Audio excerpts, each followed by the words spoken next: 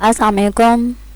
हम ना with ECO 401 introduction to economics lesson आपका 4 है। टॉपिक है demand supply and equilibrium analysis. Continued इसलिए लिखा हुआ है क्योंकि आपने पिछले लेसन 3 में डिमांड के बारे में पढ़ा था और अब जो है सप्लाई के बारे में पढ़ना है। Supply is a quantity of a good that sellers wish to sell at each conceivable price. Conceivable का मतलब होता है काबिल इदराक। सेलर्स ने अपनी चीज़ को बेचने के लिए जो प्राइस लगानी है गुड पे, वो आपकी सप्लाई कहलाएगी।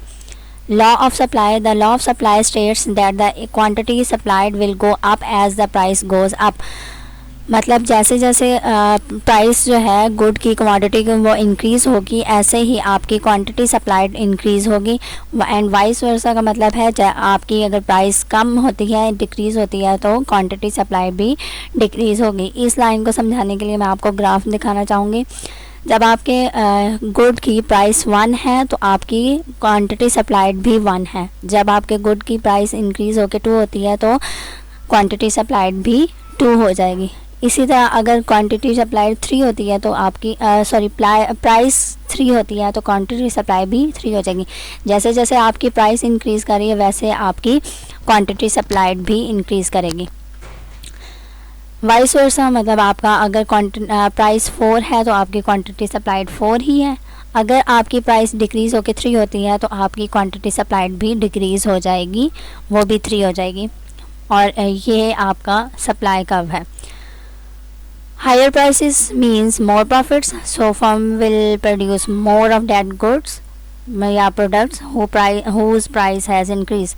जाहिर बात है जिस तरह आपका ज़्यादा आप अगर एक गुड की प्राइस 1 लगा रहे हो तो आपकी सप्लाई जो है वो 1 हो रही है। अगर आप 4 प्राइस लगा रहे हो तो क्वांटिटी सप्लाई 4 होगी। जैसे जैसे आपको प्राइस ज़्यादा हो रही है, प्रॉफिट भी ज़्यादा हो रहा है, तो प्रॉफिट ज़्यादा होगा तो लोग उन्होंने वही चीज़ बनानी है जिसमें उनको प्रॉफिट ज़्यादा होगा।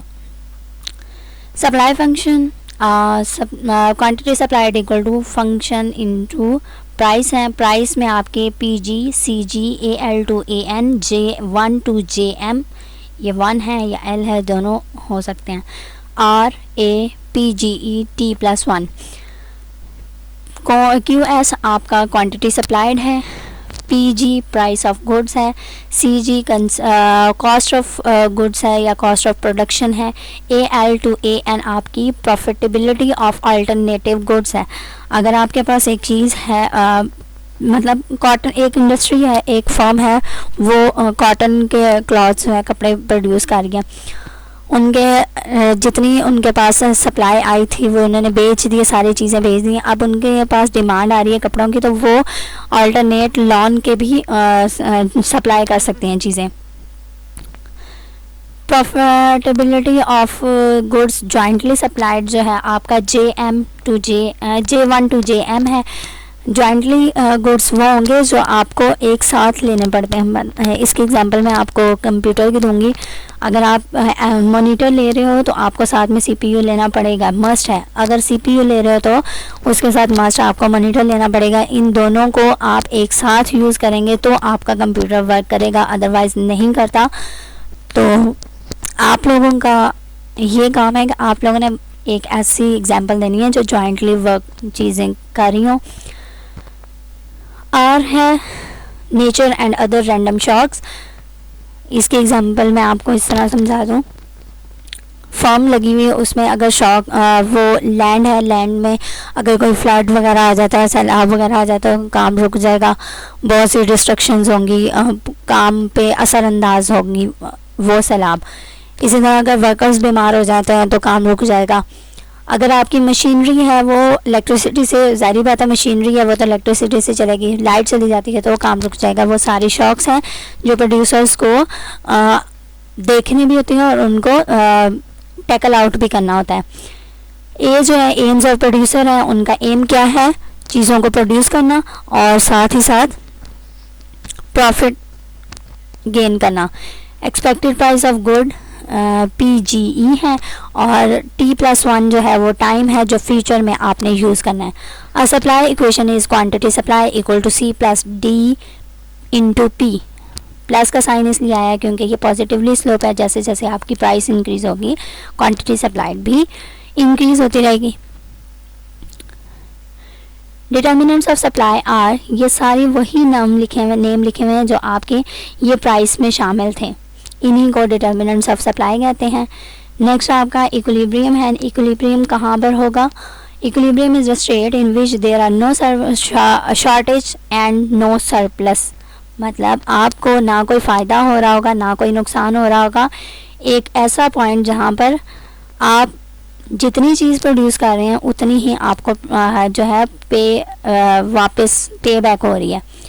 सिंपल वर्ड्स में the quantity demanded is equal to quantity supplied, QD equals to QS।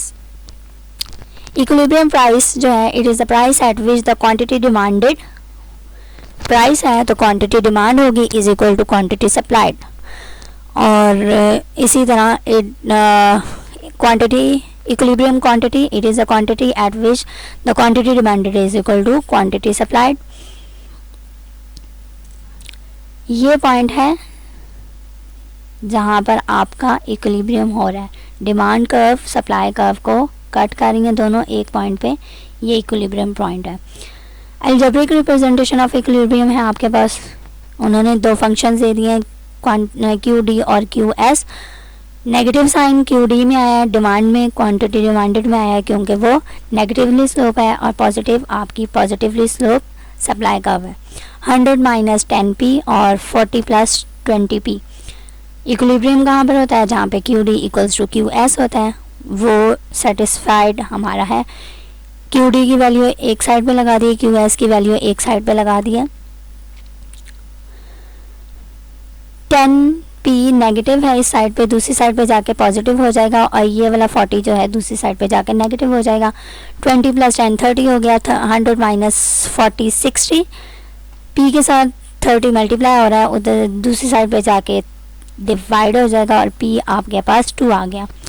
ये वाली प्राइस 2 आई है, ये आप क्वांटिटी डिमांड में या क्वांटिटी सप्लाई में पुट करोगे तो आंसर आपका Q का आएगा, और ये सेम आएगा चाहे आप डिमांड वाली इक्वेशन में P की वैल्यू पुट कर लो या सप्लाई वाले में।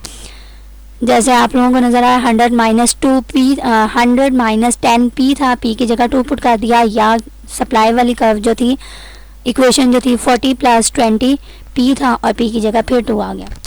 100 minus 20 equals to 80, 40 plus 40 equals to 80। तो आपकी इक्विलिब्रियम प्राइस 2 है और इक्विलिब्रियम क्वांटिटी 80 है।